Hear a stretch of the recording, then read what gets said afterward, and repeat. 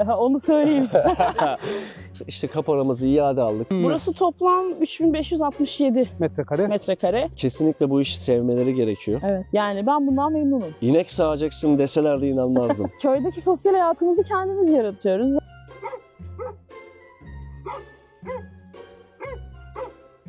Çocuk böyle duruyor, hiçbir şey yapmadı. Bu bir kaktüs. Hayat pahalılığı vesaire, en son olan o deprem. Ayağımda çizme olmadığında huzursuz olabiliyorum yani. Günlük rutinim, sabah kalkıyorum. Onların yemini, tavukların yemini veriyoruz.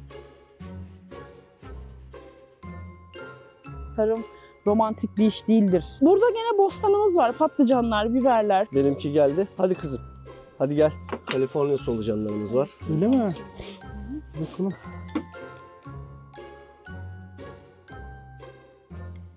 Daha sonra biz bu yoldan geri gidemedik. Yani online sipariş vermek sadece şu an eksik. Yeni videoya hepiniz hoş geldiniz. Bugün Balıkesir Savaştepe Dikmeler Köyü'ndeyiz. Güzel bir tersine göç yapmış çiftin hayatını çekeceğiz. Keyifli bir çekim olacak. Abone olarak destek verebilirsiniz. Abonelik ücretsizdir. İsmim Selin Parlar, 35 yaşındayım. Bir tane kızımız var. İzmir'den göçtük buraya, Savaştepe Dikmeler Köyü'ne. İsmim Serhat, Serhat Parlar. Aslen Sakaryalıyım. İzmir'den eşimin anlattığı gibi göçtük. Aslında kızımız için göçtük çünkü şehirde büyümesi yerine köyde büyümesini tercih ettik. Hayvanlarla daha iç içe olmasını, bitkileri öğrenmesi, bitkileri sevmesi veya dalından hava. Meyvesini yemesi ve temiz havadan dolayı bunu tercih ettik. Evet. Köye göç etmeden önce beni en çok etkileyen şey, yani göçe en çok iten şey şehrin tabii ki kalabalığı. Onun haricinde eşimin dediği gibi kızımızın artık şehir ortamında değil de daha doğal bir ortamda büyümesini istememizdi. Hava koşullarından, işte insan kalabalığından ve insanların artık ben onu öyle tabir ediyorum, hani şuursuzca hareketlerinden ne kadar koruyabilirsek o kadar iyi diyerek buraya geldik. Tabii ki %100 sonuna kadar koruyamayız ama biz ne kadar geç tanıştırırsak bazı şeylerle o kadar iyi. Bu göç kararındaki en büyük korkularımız, daha doğrusu korkularımız şehirde olduğu için göç ederken herhangi bir korkumuz yoktu. Yani en kötü ne olabilir? Evet, en kötü ne olabilirle geldik. İlk amacımız da zaten belli bir plan program dahilinde. İlk amacımız karnımızı doyurmaktı. Ektiklerimizle etrafı tanımaktı, burayı öğrenmekti, toprağı öğrenmekti. Biz hala öğrenmeye devam ediyoruz. Sosyal medya, herkesin eline bir telefon, dünyanın öbür ucunda görebildiğiniz için şimdi yurt dışında veya herhangi başka bir yerdeki köylere baktığınızda köy gibi gelmiyor. Bizim ülkemizdeki köyler, işte atıyorum en basit örneği biraz önce konuşmuştuk. Kış gelince bir odun mücadelesi, kömür mücadelesi, insanın kendini doyurmayla ilgili, işte bir kazanç sağlamayla ilgili mücadelesi hiç bitmiyor. O yüzden hep derler köyde hiç iş bitmez. Aynen öyle, bitmiyor. Ve iş bitmiyor gerçekten. Hani sıkılmıyor musunuz diyorlar. Sıkılmaya vaktimiz olmuyor bizim. Bazen telefonlara cevap veremiyoruz, mesajlara dönemiyoruz. Biri mesaj atmış görmüyoruz. Hani sanki zannediyorlar ki köyde bütün gün böyle oturuyoruz. Hayır, iş bitmiyor. Yani sürekli devam eden bir işiniz var. Şimdi kızımız da okula başladı. O yüzden biz ilçeye götürüp getiriyoruz onu. O yüzden bizim işimiz hiç bitmiyor. Merhaba güzel kız, seni tanıyabilir miyiz? Adın ne? Selin. Selin. Selin, seviyor musun köyü? Tatil yerine gitmek istemiyor musun? Annen öyle dedi, doğru mu? Köyde ne yapıyorsun? Biraz anlatsana bana. Projeler yapıyorum. Ne projeleri mesela? Balon gibi. Mesela Ne gibi başka? şöyle. Bana resim yaptın mesela. Resim yapıyorsun. Evet. Okulda arkadaşların aran nasıl? İyi. Keçileriniz var. Onları seviyor musun? Evet. O zaman bir el salla bakalım. Bu köye geldiğimizde tepkiler aslında köydeki tepkilerden ziyade ilçede tepki çok fazlaydı. Yani hani bu köyü nereden buldunuz? Sonuçta burası Savaştepe ve birçok köy var. Daha gelişmiş köyler var. Burası her bakımdan çok fazla göç vermiş. Yani Savaştepe'de Dikmeler'deler ama Savaştepe'ye gitmişler. Hani herkes gidiyor, siz niye geliyorsunuz dediler. Biz dedik belki biz yeni bir şeyler yaparız. En çok tepki aşağıdan aldık. Yani ilçeden aldık. burada çok tepki veren olmadı. Burada daha çok ne yapacaksınız? Evet, Gibilerinden. ne yapacağımızı çok merak eden oldu. Çünkü burada hayvan bakmadan, hayvancılık yapmadan geçinilemeyeceğini, ya bir nebze de hak veriyorum. Evet, çünkü meralar, işte otlak alanları biraz fazla, ondan dolayı bunu söylüyorlar. Ama hiç tarım denememişler. Çok fazla ağaç yok. Yani Meyve köyün ağaçları birkaç vesaire yok. hani önde geleni veya bu işi seveni, merak edeni birkaç ağaç ekmiş. Onun dışında ağacımız yok. Yavaş yavaş ağaçlandıracağız buraları. Onu söyleyeyim. İzmir'den geldik. İzmir'de özlediğimiz bir şey, yani online sipariş vermek sadece şu an eksik kalıyor. İlk geldiğimizde çok yaşadık aslında onu. Ya şimdi orada olsaydık işte bu saatte şunu söylerdik falan gibi. Ama onu da şu şekilde aştık. Yani ben zaten mutfağı çok seviyordum. Her zaman her şeyi yapıyordum ama burada atıyorum en uç ne olabilir? Çiğ köfte. Hani hadi çiğ köfte yapalım. İşte hadi sabah kahvaltıya simit yapalım. Burada üşenme gibi bir şansınız yok. Yani sabah 7.30'da kalkıp bugün canım simit istedi deyip simit yapabiliyorsunuz. Ama şehirde olsa alırsınız cüzdanınızı gidersiniz. Benim marketle aramdaki mesafe şehirde yani yan ev kadardı. O kadar yakındım. Hani bazen insanlar onu da söylüyor. Ya o kadar rahatlığınız vardı. İşte AVM şu dam kadar yakındı mesela. İşte diğeri bu tarafta o kadar yakındı. O kadar rahatlığı bırakıp geldiniz. Şimdi sabah 7'de kalkıp simit yapıyorsunuz. Hiç mi şikayet etmiyorsunuz? Yok, etmiyorum. Yani ben bundan memnunum. Ya da yapamadığım şey yok. Biz AVM'ye gittik, Balıkesir merkeze yaklaşık 50 kilometre falan. Yapacağımız hiçbir şey bulamadık. Yani hamburger deseniz yapıyorum. Hani pizza deseniz yapıyoruz. Çocuğu oyun alanına soktuk. Çocuk böyle duruyor. Hiçbir şey yapmadı. O büyük kaydıraklardan falan kaymak istemedi. Geçtiğimiz hafta tatildeydik. İlk 2 gün ağladı. Beni köyüme geri götürün. Ben köyümü özledim. Ben bu orayı hiç sevmedim. Ben size tatil istemediğimi söylemiştim falan diye. Yani ne şehirde ne de geride bıraktığımız İzmir'de kısacası özlediğimiz hiçbir şey yok. Merhaba tekrardan. Burası da evimiz. Ev çelik konstrüksiyon. Biz bu şekilde tercih ettik. Prefabrike çelik konstrüksiyon karıştırılıyor ama prefabrik değil, çelik konstrüksiyon direkt. Mantolaması vesairesi her şeyini yaptırdığınızda çelikte de gayet yaz kış kalabiliyorsunuz. Manzarası güzelmiş. Manzarası güzel. Hava açık olsa komple önümüz rüzgar gülleri. Çok güzel. Şöyle girelim. Alt kata böyle bir balkon yapmışsınız. Evet, bir balkon, büyük bir veranda var. Üst katta 3 oda var. Orada biz kalıyoruz. Burada yatak odası var. Artı banyo var. Burada böyle lavantalarımız var. Burayı komple lavanta yapalım istedik. Çünkü açınca Evet. çok güzel duruyor. Mosmor hepsi. Burada odunlar. Kış dönemine denk geldiğimiz Evet. için ya odunlar serzenişte bulunmak istemiyoruz videonuzda ama Çok büyük. biz her yıl Ormandan Orman Müdürlüğü'nden aldığımız oduna pişman oluyoruz. Şundan dolayı kesilmiyor. ilk sene geldiğimizde hatta şu nazar boncuğu var, bilmiyorum çektiniz mi onu ama kütüklerimiz genelde o boydaydı. Bu sene onun 3 katına Daha çıktı büyük. ve 4-5 sterini alamadık oradan. Ya odunlar çok büyük, kesebileceğimiz herhangi bir makine yok. Yani bir bıçkı yok. Köyde de ona göre bir bıçkı yok. Çok büyükler. Evet. Mecburen alabildiğimizi alıp alamadığımızı bıraktık. Artık Bunlar da Burası yavaş böyle yavaş çocuğun- sabah sporu niyetine. çocuğun oyun alanı gibi ama tabii şu an biraz dağınık. Baharda tekrar Belki yine büyütüyoruz. geliriz baharda. Şu ne? o su sayacı Su sayacımız. dondan etkilenmesin Evet. diye onu da kaplıyoruz. Çünkü su donabiliyor. Donar var. Su donduğu zaman da burası kilerimiz.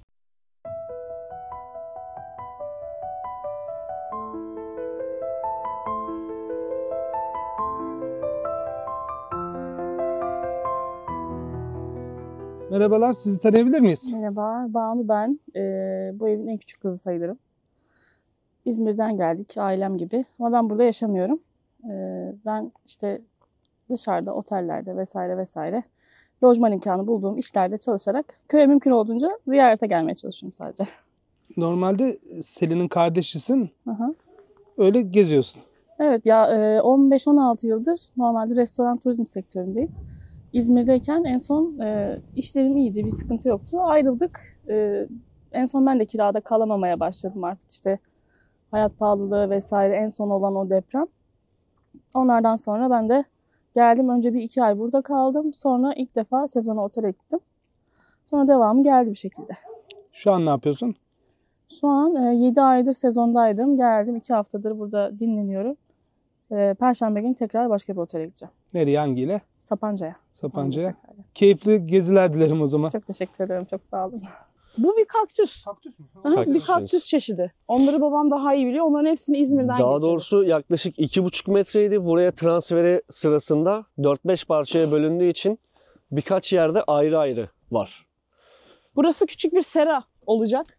Çünkü bazı bitkilerimiz buranın iklimine uyumlu olmadığı için her sene üstlerini naylonla kapatıyorduk. Yani geçtiğimiz 2 kış, bu 3. kışımız, artık antrenmanlıyız. O yüzden babam böyle bir küçük sera yaptı. Bu limonumuz bizim. Israrla limon yetiştirmeye çalışıyoruz. Eğer İklim, limon verirse dikmelerin ilk limon ilk ağacı limon olacak. Değil Evet. mi? Evet. İklim uyumlu olmadığı için böyle onu bir seraya aldık biz. Buraya da diğer bitkilerimiz gelecek. Soğuğa karşı dayanıksız olanlar. Bunun üstü kapatılacak naylonla. Burada gene bostanımız var. Patlıcanlar, biberler, işte rokalar, karşıda soğanlar var. Yani kendimize kadar ektiğimiz bir alan burası. Alan kaç metre? Burası yaklaşık 388 metrekare evin arsası. Bura biraz keyif köşesi mi? Evet, Sanki. burası biraz öyle. Ben şöyle Güneşe geçeyim. göre değiştiğimiz. Güneşe göre ayarladığımız. Aa, burası uygun aslında. Bak, rüzgar almıyor Evet şu evet, an. burası iyi. Burada ıspanaklarımız var. Tabiatta siz uyum sağlıyorsunuz. Tabiat size değil. Güneşe göre dönüyorsunuz. Evet, Evet, bu kısım kesinlikle. öyle. Çünkü burası yazın öğleden sonra 2.30 gibi güneşi almıyor artık o tarafa doğru döndüğü için. Burası gölge oluyor. Direkt buraya çıkıp oturabiliyoruz. Burada ıspanaklarımız var. Burada şöyle göstereyim, pancarlarımız, marullarımız var. Kendimize yetecek kadar yetiştiriyoruz ve en önemlisi zehirsiz yetiştiriyoruz. Yani herhangi bir ilaç, kimyasal herhangi bir şey kullanmıyoruz. Bilmiyorum, duydunuz mu daha önce, agrohomeopati yöntemini kullanıyoruz biz. Özellikle bu sene güllerimizde kullandık, çileklerde kullandık. Güllerde olan zararlıları, bu güllerin küçük yaprak bitlerini kaybetmek için agrohomeopatiden yararlandık. Agrohomeopati de şu, bilmiyorum, bilen vardır mutlaka. Homeopati yani remedilerle yapılan bir sistem. Onun bitkilere kullanılan sistemi. Göçün artması kesinlikle önemli. Özellikle gençlerin, ama bu yani toprağı sevenin, hayvanı sevenin, Üretim bu yapabilecek üretim olalım. yapabilecek ve hani önceliğim illaki tabii ki maddiyat, ama önceliği biraz da bunu sevgiyle, aşkla yapması çok önemli olacak. Bu asıl önemli olan bu. Köye göç edecekler için. Yani bu kararı almamızda en büyük avantaj birilerine bağlı olmadan, yani nasıl söyleyeyim, hani kurumsaldan gelindiğinde 9-5 çalışıyorsunuz ki biz daha uzun saatler çalışıyorduk. Çalışma saatiniz yok. En önemlisi kendinize çalışıyorsunuz. Yani gece saat 9'a kadar da atıyorum tarlada işiniz varsa gene kendinize yapıyorsunuz. Başkasına yapmıyorsunuz. En önemlisi huzur. Yani şuraya oturup bir yemek yediğinizde huzurla yiyebiliyorsunuz. Çünkü ben çalıştığım zamanlarda hep telefon yanımdaydı. Telefon çalıyor, işte ay sonu kota mı tutuyor, o mu oluyor, bu mu oluyor derken çok stresli ve yoğundu bizim için. Ama şu an için önemlisi huzur. Yani ne soranımız var, ne arayanımız var. İşte ektiğimiz verirse verir, vermezse ne yapalım, şükür deyip geçiyoruz. Ya geçim olarak evet, tamamen, çünkü bildiğimiz üzere ilk yıl zorlanacağımızı bildiğimiz için buraya bel bağlamadan, yani ektiğimizi hemen satmadan, ki olabilir mi, yapabilecek insanlar da vardır illaki. Yani bir yeşillik eker gider satabilir, başka bir şey yapabilir. Online olarak bir iş yaptığım için bu süreci daha rahat atlatmamıza Atlatabiliyoruz, evet. fayda sağlıyor. Ben normalde tıbbi ve aromatik bitkiler mezunuyum. Celal Bayar Üniversitesi'nde 2 yıl okudum. Onun haricinde 2012'de mezun oldum ama buraya 2022'de göçtük. Yani 10 yıllık süreçte hiçbir meslekle alakalı bir işlem yapmadım. Buraya göçmemizin en büyük sebeplerinden bir tanesi de aslında kıyıda köşede o. Yani toprağımızda kendi tıbbi bitkilerimizi üretebilir miyiz? Daha sonraki süreçte ne yapabilirizdi? Buna istinaden zaten devam eden tıbbivearomatikbitkiler.com diye bir internet sitemiz var. Ayrıca tıbbi ve aromatik diye bir Instagram sayfamız da var. Bu Instagram sayfamızda hem köyde yaptığımız işlerimizi hem günlük köy yaşantımızı paylaşıyoruz. Aynı zamanda köyden genel yapılan işlemlerle ilgili paylaşımlar yapıyoruz. Yani sayfamız genel köye hitap ediyor ve yaptığımız işlere hitap ediyor. Onun haricinde şu an için herhangi bir satış vesaire yapmıyoruz. Aronyalarımız tarlada da gördüğümüz gibi aronyalarımız devam ediyor. Saleplerimiz devam ediyor. İnşallah önümüzdeki sene aronyalardan hasat alabiliriz. Öyle umuyoruz. Az da olsa. Var. Bir de evet ilk defa burada söylemiş olalım. Çünkü biz kendi içimizde sürekli uzun zamandır konuştuğumuz bir projeydi. Seramızda tıbbi ve aromatik bitkiler fidesi yetiştirmeyi planlıyoruz ama bu değişik bir konseptle olacak. Yani benim bildiğim kadarıyla Türkiye'de öyle bir konsept şu an için yok. Uzun araştırmalar sonucunda yurt dışındaki konseptlerden örnekleme yaptık. Yani bu şu şekilde olacak. Atıyorum mutfak bitkileri, aromatik bitkiler, arı bitkileri, kuş bitkileri gibi paketler şeklinde ama tek tek de alabileceğiniz bir fide üretimine geçmeyi planlıyoruz.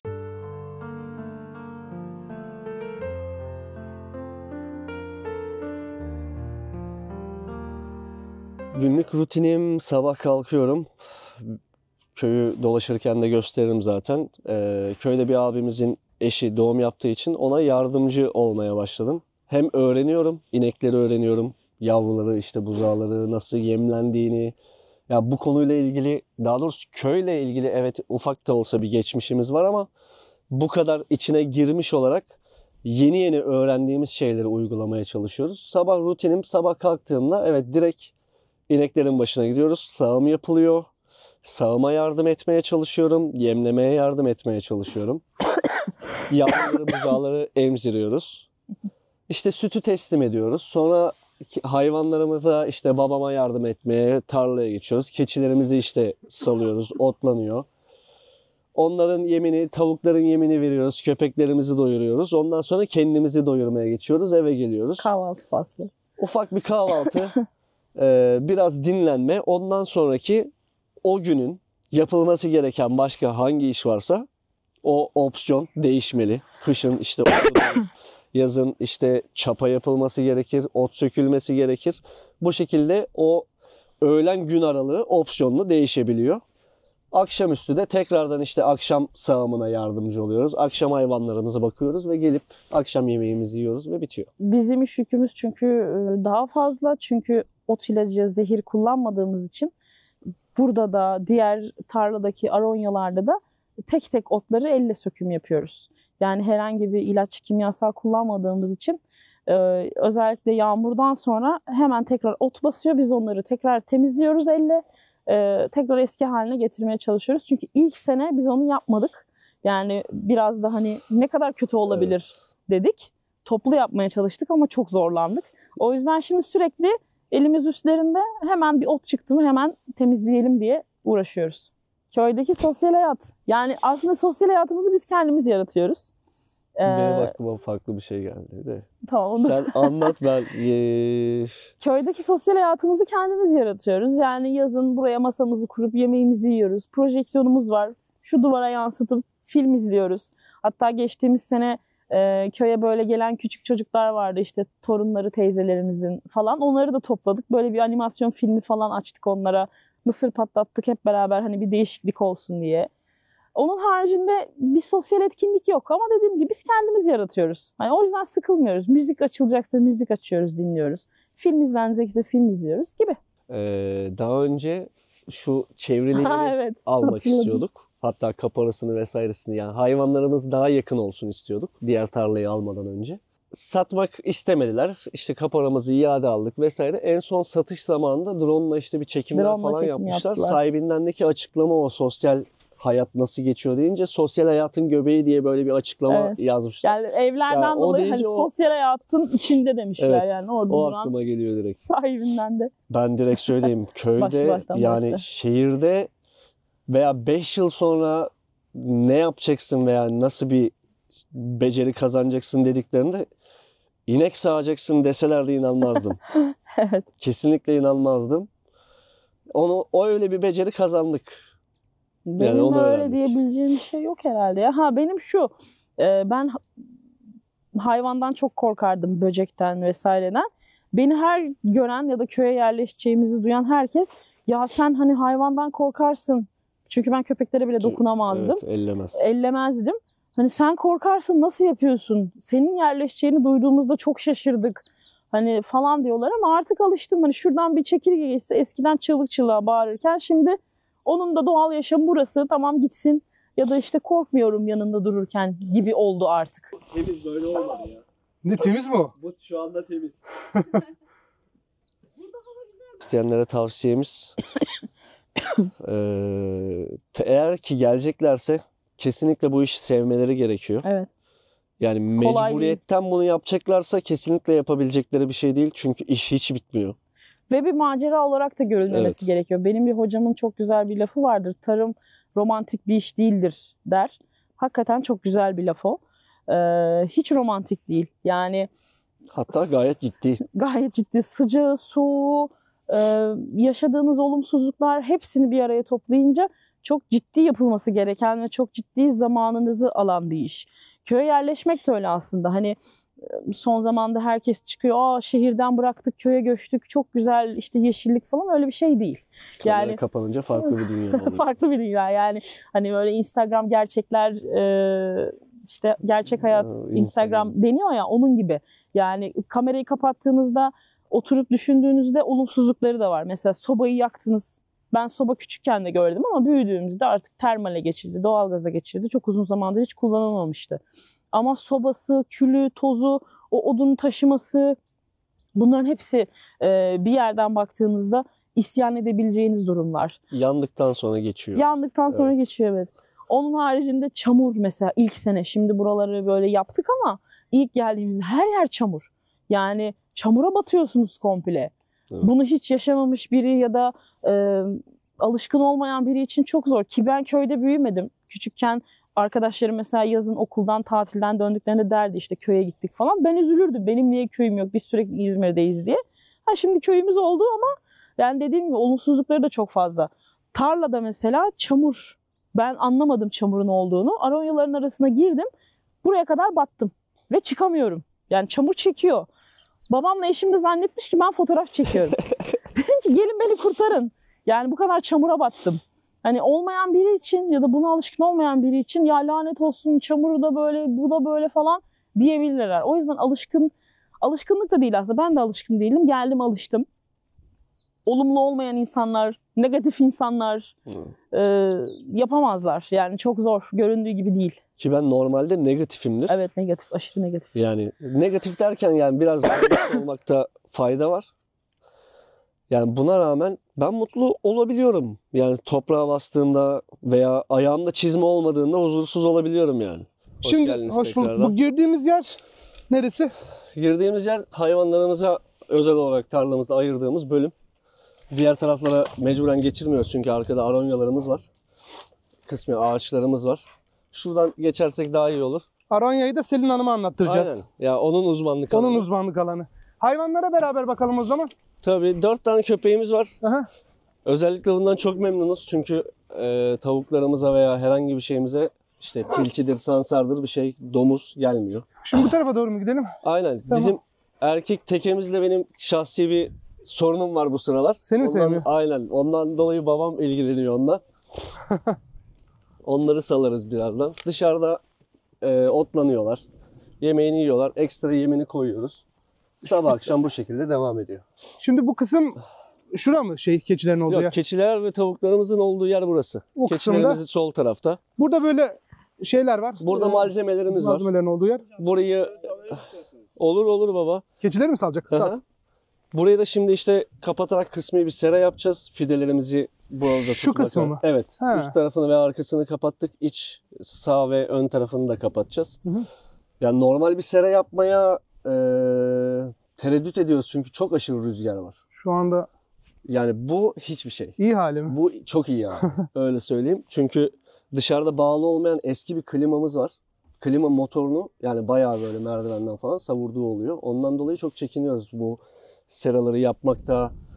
Yani daha doğrusu karşı köyden toplamayalım gibilerinden.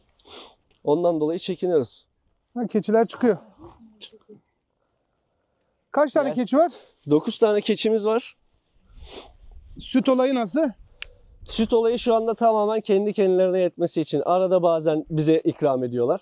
Almıyoruz genelde. Yavrularına mı? Kendi Evet, kendilerine? tamamen yavrularına. Çoğaldıkça artacak tabii. Tabii. Ha şu seninki geldi. Aynen. Benimki geldi. Hadi kızım.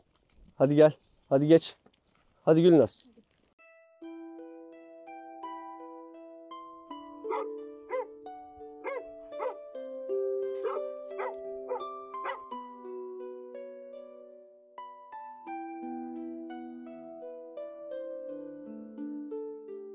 Burası Burası aynen Solucan. burada bir de solucanlarımız var. Buyurun buyurun. nasıl bir şey, ona da bakalım.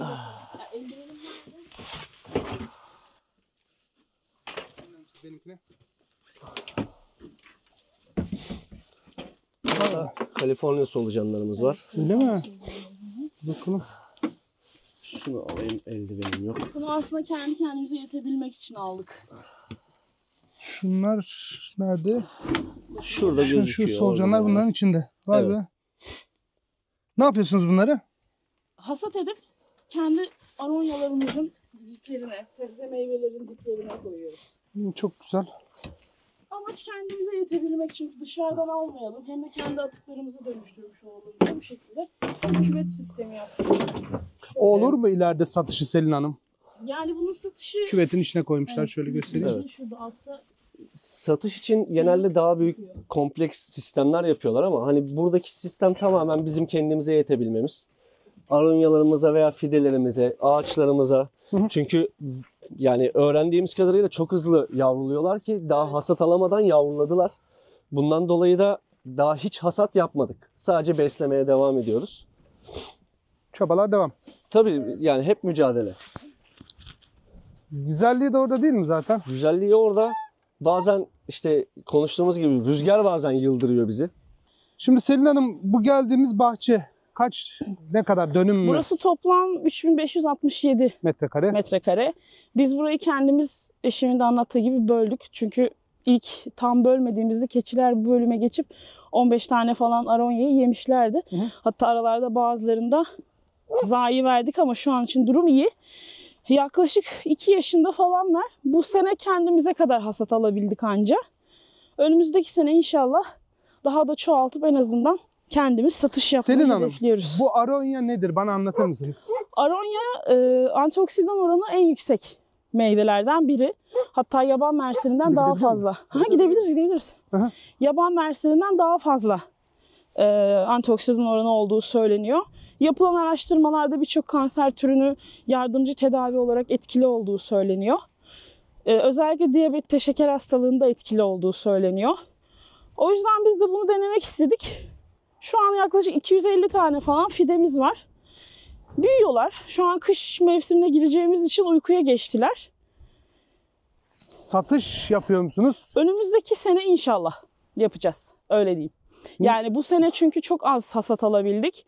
Özellikle de su sıkıntımız Su olduğu sıkıntımızdan için köy dolayı. olarak, lokasyon olarak belli bir kaynaktan suyumuz geliyor ve bu kaynak yağmurlardan dolayı azaldığı için herhangi bir baraj vesaire takviyesi yok. Sadece BASKİ'nin, yani Balıkesir Belediyesi'nin su işlerinin tankerle su desteğiyle sağlıyoruz bunu. Biz de elle sağladığımız için Elle şekilde sulama yapıyoruz. Yani damla sulama normalde çok dayanıklı bir birkaç bitki. kez kullanabildik.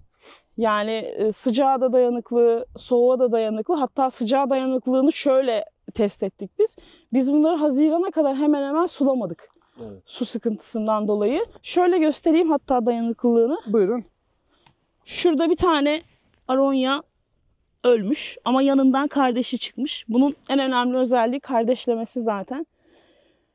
Bu şekilde. Şurada saleplerimiz var, onları da göstereyim. Selin Hanım, bu bitkiye neden girdiniz? Tıbbi ve aromatik başlığı altında olmanız neden? Biraz açar mısınız? Evet, tıbbi ve aromatik bitkiler olduğu için girdik. Faydalarından dolayı girdik. Bir de bizim en önemli girme sebeplerimizden biri bize hocalarımızın öğrettiği şuydu. Bağlı bulunduğunuz bölgede doğal popülasyonda hangi bitki varsa o bitkileri daha çok yetiştirin. İkliminize onlar daha uyumludur dendiği için.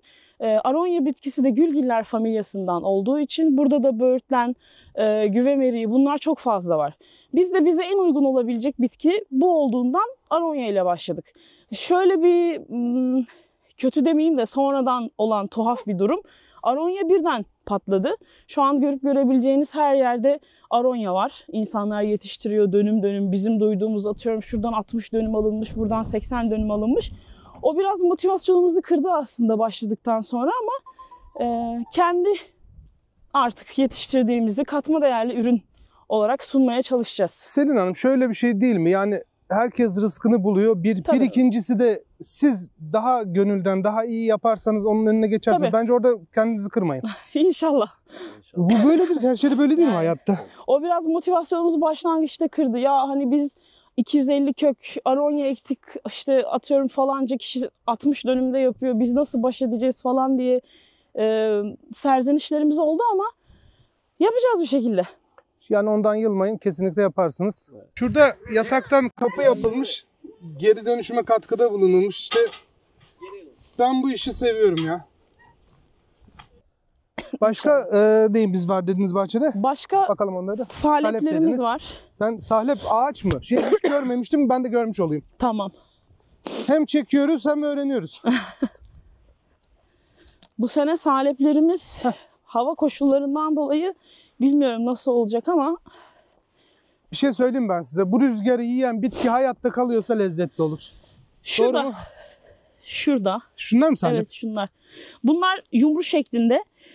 Küçük bir patatese benziyor aslında. Bunları toprakla buluşturduğumuzda bunlar zaten hafif filizlenmiş oluyor. Ağustos sonu başlıyorlar böyle kendi kendilerine durdukları yerde çimlenmeye. Biz hasat edip tekrar ekmeyi daha uygun buluyoruz. Ama başkaları bırakıyorlarmış da. Öyle yapanlar da varmış yani. Toprakta bırakıp hasata alıp geri aynı mevsimde deniyorlar belki. Ekiyorlar. Deneme yanılma yöntemi. Biz de onu yapıyoruz aslında. Yani şu kadar bir alanda biz de deneme yanılma yöntemiyle gidiyoruz. Selin Hanım, peki bu işin okullusu olmanızın artısı var mı sizce? Bence yok. Çünkü okulda bir şey öğretmiyorlar mı? Okulda bir şey öğretiyorlar ama sahada olmak, teorik ve uygulama çok farklı. Yani toprağa dokunmak farklı. Okulda evet, okulun bahçesinde bir alan veriyorlar size, bir şeyler yetiştiriyorsunuz. Hatta ada çayım var. Ben 2012'de mezun oldum. 2012'de mezun olduğumda küçük bir saksı getirdiğim ada çayı şu an hem evin bahçesinde hem buranın bahçesinde birçok köklenmiş şekilde duruyor. Çoğaldı. 12 yıldan beri çoğaldı. Ama hani o yetiştirdiğiniz küçük bir şey değil. Burada sorunlarla başa çıkmak önemli. Yani bitkinin hastalıkları, zararlıları, bizim de bilmediğimiz birçok şey varmış. Yani sahada olmak, toprağa dokunmak daha önemli. Selin Hanım, herkesin böyle betonarmede olduğu yerde, yani çoğu kişinin daha şu an biraz moda olmaya başladı ama uçuk bir şey bu yaptığınız, farkındasınız. Evet, hiç uçuk ve güzel bir şey. Gelmek. Ama işte bu üretime katkıda bulmak, ya Onur işte bak topraktan bunu aldım kardeşim, keçiden şu sütü aldım. Bunun verdiği haz başka bir şey ölçülür mü? Başka bir şeyle ölçülmez. Yani yaptığımız iş bedenen yapılması gereken bir şey. Beden işçiliği gerekiyor burada aslında. Ama karşılığını aldığınız şey sizi çok mutlu ediyor. Yani şu aronyadan bir tane meyvenin büyümesini izlemek. Biz aldığımız hasatta mesela her gün gelip kontrol ettik. Ne kadar büyüdü, ne kadar işte rengi koyulaştı, olgunlaştı mı, ne zaman toplayacağız diye hevesle bekledik. Meyvelerimizde de aynı şekilde. Şöyle kalkalım. Şurada maral falfalar var. Onlara da bakalım. Onlar da sizin için enteresan olur. Onları da hiç duymadım. Ona da bakalım. Biz yeni şeyleri denemeyi seviyoruz. Burası yani, burada özgürce yürüyebilir miyim? Yok. Tabii, burada hiçbir şey yok. Sizin gibi böyle dışarıdan gelip hem istekli bir şekilde hem yeniliğe açık şekilde tarım yapan insanların köye çok artısı olduğunu söyleyeyim. Kesinlikle ya. Benim şahsi düşüncem şöyle. Yani yeni nesil gençliğin veya genç arkadaşlarımızın bu şekilde köye gelerek, yani köyde de gençler kalmadı biliyorsunuz.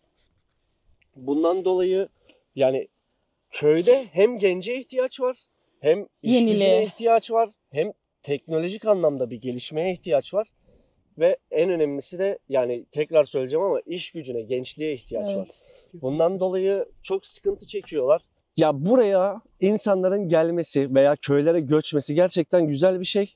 Ama bunu severek yapabilecek insanların göçmesi asıl önemli olan bu. Çünkü gelip bir şeyi başarmaya, mücadele etmeye çalışıp, yani çünkü doğa bu, bazen oluyor bazen olmuyor, görüyoruz. İşte tam hasat alınacağı zaman işte bir dolu yağıyor, bir yağmur oluyor, sel oluyor. Bunlardan dolayı çiftçimizin çok hüsran olduğu haberleri hep beraber görüyoruz zaten. Biz bunu bizzat yaşıyoruz, evet. Yani sulak bölgede olmamız ve hani olacak, buradan da şöyle bir bilgi vereyim. Eğer ki hani böyle bir şeye kalkışacak arkadaşlarımız veya gençlerden gidecekleri bölgenin ilk önce ne kadar su kaynağı ve su kaynağının nereden geldiğine öncelikle kesinlikle bakmaları lazım. Ya kesinlikle Bizce, su. Yani eğer tarımla ilgili bir şey yapılacaksa, yani çiftçilikle ilgili bir şey yapılacaksa, ki bu hayvancılıkta da önemli. Yani hayvancılık yapan insanın da suya ihtiyacı var. Mısır ekiyor, arpa ekiyor, buğday ekiyor. Bunları alması lazım. Evet, çoğu zaman yağmurları bekliyorlar ama yağmur olmadığı zaman bir takviye lazım. Evet. Özellikle Mısır'da mecburen takviye lazım ki Mısır sulanması gerekiyor. O yüzden ekstra bunun için bir mücadele gerekiyor. Gitmeden önce bir baksınlar. Gitmeden önce suyu kesinlikle var baksınlar. mı, yok mu, nereden var? Maralfalfa'yı yani biz duyduk, isim verebiliyor muyuz bilmiyorum ama Her şeyi verebiliriz. Neydi o? Mustafa Bey'di ya. Mustafa Bey'den biz temin ettik. Hatta, evet. Ama hani sürekli zaten karşımıza çıkıyordur. Mustafa Bey sağ olsun bizi çok bilgilendirdiler. Bizim asıl buna geçmemizin amacı şuydu. Aşırı rüzgarımız var ve kuzey yönü bu taraf. Rüzgarı kırmak. Rüzgarı bize kıracak. Hem bir yeşillik görüntü olsun, hem biz bunları kesip hayvanlarımıza verebilelim. Bize yani maralfalfa yem bitkisi olarak karşımıza çıktı. Yani hem bizim işimizi görecek, hem hayvanımızı doyuracak, hem rüzgarımızı kesecek. Deniyorsunuz. Deneme yapmak için bir 40-60 kadar bir çelik aldık. Bunların tabii tam zamanında değil ve bazı durumlardan dolayı sulama yapamadığımızdan dolayı 12 tanesi falan tuttu şu anda.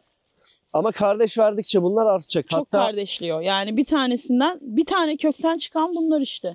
Yani yapılan araştırmalarda bazı yem bitkileriyle protein oranları, içerik oranları kafa kafaya geldiği için çoğu kişi bunu tercih ediyor. Genellikle mısırla karşılaştırıyorlar. Mısırla. Ama bazı kişiler de diyor ki hayır, bunun hiçbir besleyiciliği yok. Araştırmalar öyle demiyor. Başka veterinerler farklı söylüyor. Ama deneyenler varmış. Yani gerçekten hayvanlarına bunu verip işte süt verimliliği aynı olan, herhangi bir düşüş ya da kalite düşüklüğü yaşamayan insanlar varmış. Bizim büyük başımız yok ama hani tavuklarımız için yeşillik olur. Çünkü Kasım'ın ortasına geldik, hala yağmur olmadığı için her yer atlamadan mesela en önemli şeyi de ya çiftçiye destek olarak mısır gibi, buğday gibi her yıl tekrar ekilmiyor. Bir kere ekiyorsunuz ve sürekli kardeş veriyor. Hatta bakım ve sulamanız durumunda 3 ay, 6 ay ve 9 ay gibi süreçlerde kesim yapabiliyorsunuz, hasat yapabiliyorsunuz. En büyük artısı da zaten bu artıyla ön plana çıkıyor. Özellikle bu şu anda çıkış için şöyle bir anımı anlatayım. İlk yıl geldiğimizde ilk kışımız çok sert geçti. O zaman tarlada işte depolarımız daha gelmedi. Herhangi bir su, tamamen taşıma sistemiyle evden buraya geliyorduk. Sabah babamla beraber geldik. Unutmuşuz suları evde. Tekrardan gittim. Kar boyu böyle hani bileklere falan gelecek bir şekilde. Eve geri döndüm buradan. Suları aldım. İşte bir su içtim. Bir 5-10 dakika mola verdim. Tekrardan gelirken kar dizlere ulaşmıştı. Tamamen şu yolda. Hayvanlarımıza baktık. İşte biraz bahçeyle vesaire uğraştıktan sonra biz bu yoldan geri gidemedik. Buradan kestirmeden, hatta şöyle bilgi vereyim.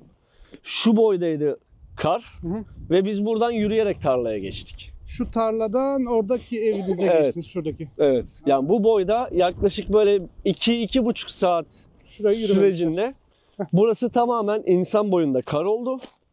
Biz bu yolu kullanamadık. Hatta bize söylüyorlardı, ben şaka zannediyordum bunu. Fen işlerinden arkadaşlar gelmişti. Hani bu yolu açıyor musunuz, nasıl yapıyorsunuz dediğimde biz daha önce burayı açıyorduk ama bir sonraki köyden gidip gelene kadar burası tekrardan kapanıyordu dediklerinde ben aslında inanmamıştım. Şahsen görmüş oldum. Şaka olmadın, canlı canlı gördüm. Canlı canlı gördüm onu. Bizi ve takipçilerimizi ağırladığınız için çok teşekkür ederiz. Rica ederiz. Her Görüşmek zaman bekleriz. üzere. Görüşmek üzere.